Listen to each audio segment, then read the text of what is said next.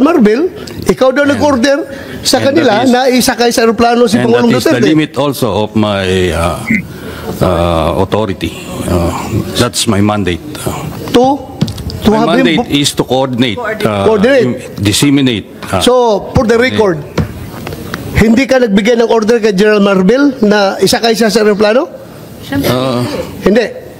For the record. For the record, I am not the authority to order the arrest, to order the So just boarding of the plane. categorically, did you or did you not give the order to General Marvel? No. No. So General Marvel, are you lying? Saan ba dadalhin yan, mga kababayan? Since alam naman no, na yung warrant of arrest sa ICC, saan po dadalhin yan? Sasakay din ho sa aeroplano, dadalhin sa Daheg eh. Oh. So I'm not lying, but I just want to have the executive privilege po regarding this matter. This operation matter. Nandito na tayo eh. Executive privilege ka dyan. Bakit naging executive privilege? Kanina sinabi mo, PCTC ang nagbigay ng order. Ngayon, mag-executive privilege ka. Pilitan pala sila pag sila, no? Sino-sino na tinuro mo? That's why we didn't want to attend the last hearing, because this is what we were expecting, ma'am. We didn't want to be bullied into a position. Oh. We're not Nabully nyo na nung una eh. Tapos eto na naman. Okay. Halata ng bato. At halata ng taong bayan yung paikot-ikot na mga katanungan ninyo at walang kakwenta-kwenta. bullying you, sir. We're not I bullying think you, that sir. We're not bullying you, sir. you're trying to make people admit something that they will not admit. Di ba? Bato de la Rosa? Oh, halata kayo. And executive privilege is a valid excuse not to answer any question. Pumapalag si SOJ sa kanila. Di ba? President Duterte is already at the Hague. Tapos na We are asking kung sino nagpadala doon sa kanya. Sino Yun ang tanong we're natin. trying to understand every step of As the I said way. earlier, everything was cleared with the DOJ. We are not bullying you, sir. Ha? We Pero pasigaw na. Sa kanila ho, mga kababayan, doon sa kanila, doon sa mga kampo nila, mananahimik po ako kasi ganito, ganyan. Pwede sa kanila yun. No? Pero kapag sila yung nasa harapan ho, mga kababayan, hindi pwede, kailangan sabihin mo, o kailangan ganito, ganyan. Sagutin mo. Oh. we want the truth. That's why if we try to make a person admit something that should not be admitted, it means that there is something more to it, which is clearance given by the DOJ was probably the most important part of it, to serve the warrant of arrest and to surrender the person under the law. I'm sorry, Secretary Remulla. I recall that General Torre, nagbigay siya ng interview na sinabi niya, bigyan lang ako ng eroplano. Ako nang bahala dyan. Tama po ba? Wala naman, di naman nangyari yun. Ikaw naman, lalayo ka na naman doon sa usapan. Ano? Nabasa ko na sinabi niyo, ako nang bahala, basta bigyan ako ng eroplano. Nabasa po namin sa media, fake news po ba yun o hindi? Kasi kailangan niyo po talaga siyang ilipad sa dahil. General Torre.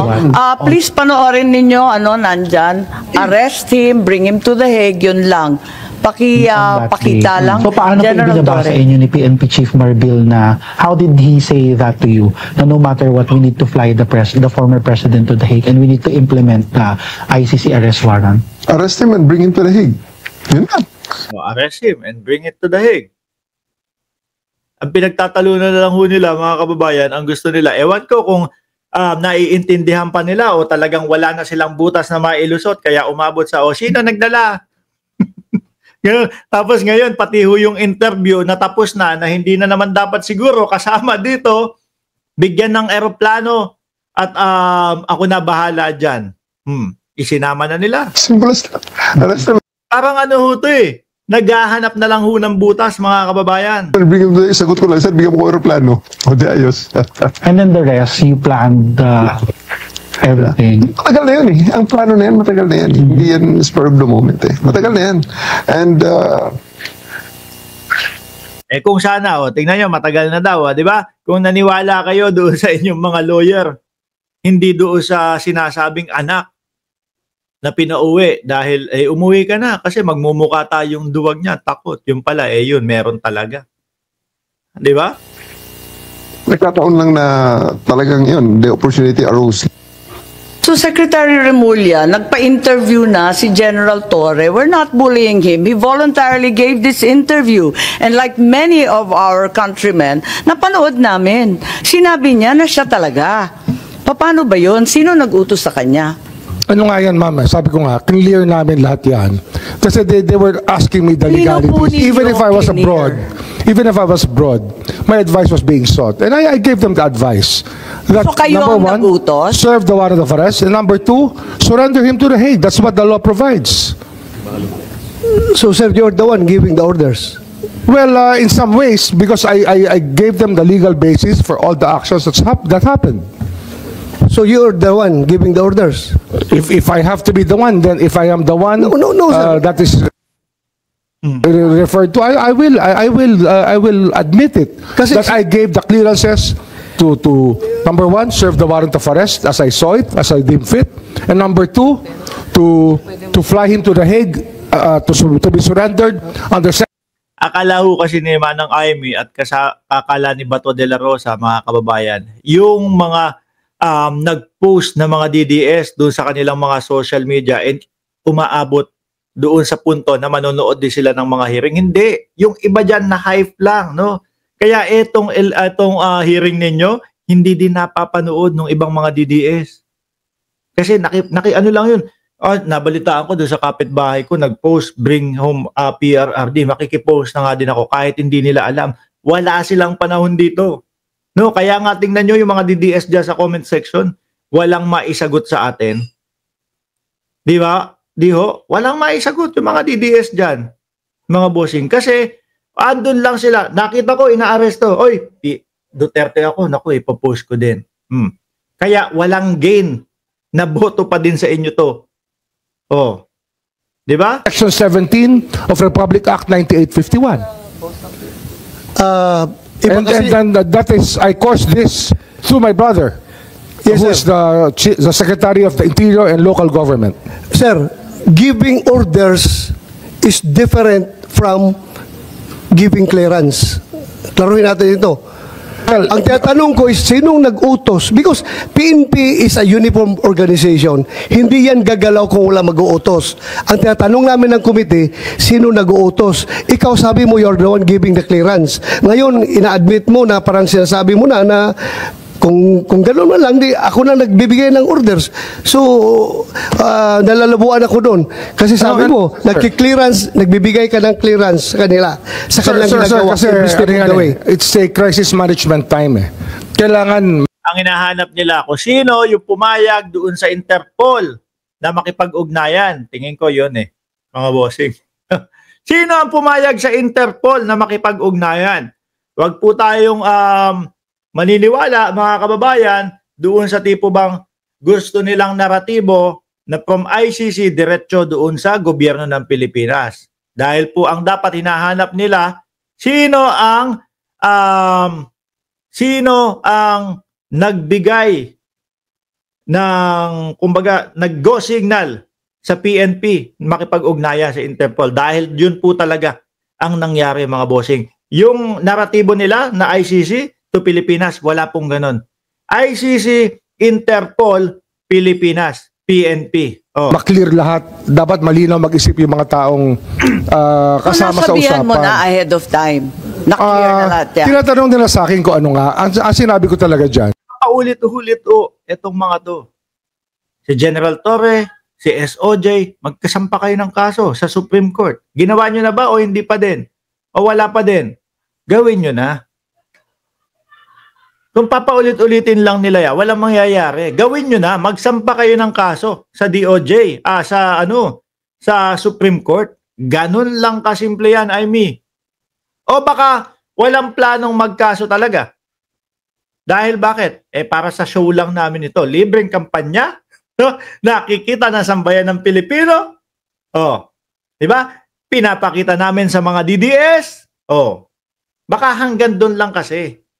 For the show lang.